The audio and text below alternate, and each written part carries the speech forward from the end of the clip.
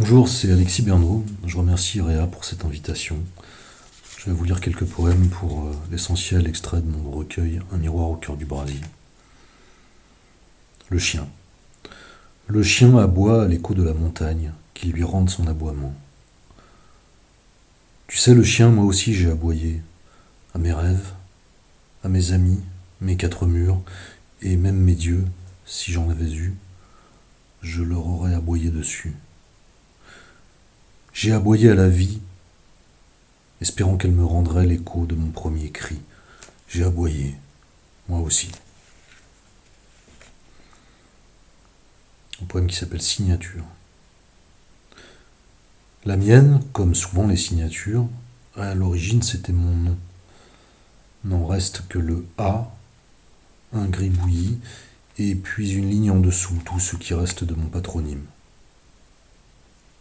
Une montagne, une ligne de crête, surplombant un nuage. C'est de cet horizon-là, à 40 ans, que j'observe le petit garçon qui apprenait à écrire son nom. Soif, qui est une espèce de poème d'amour écologique. Nombreux ceux qui, quelque part, ont quelque chose à écrire et l'écrivent. Et peut-on seulement juger de ceux qui méritent d'être écrits, de ceux qui ne le méritent pas, de qui mérite ou non qu'on l'aime? Et est-ce une question de mérite? Nous sommes simplement bien trop nombreux sur Terre à parler, trop nombreux à nous taire, et bien trop rare le calme avant la parole. Pourtant, chaque fois que tu atteins l'orgasme, un orage éclate quelque part dans le monde. Et j'aimerais te faire jouir là où la terre a besoin d'eau.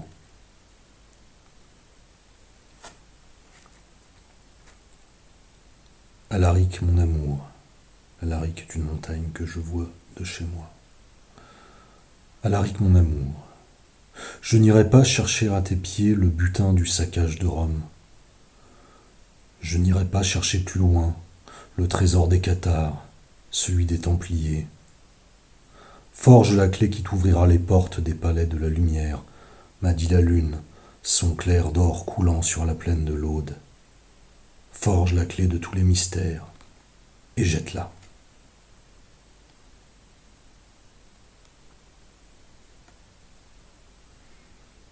Un poème qui s'appelle Traducteur.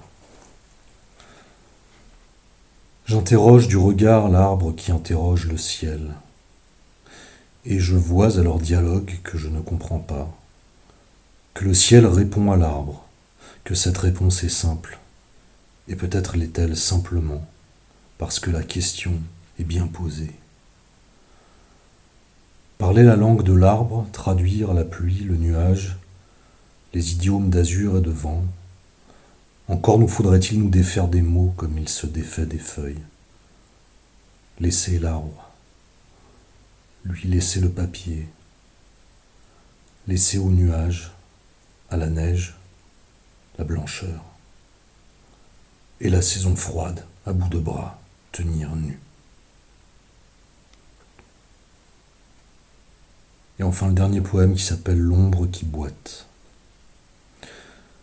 À supposer que je sème du verre pilé sous mes pieds, pour savoir si mon ombre, elle aussi, s'y blesserait.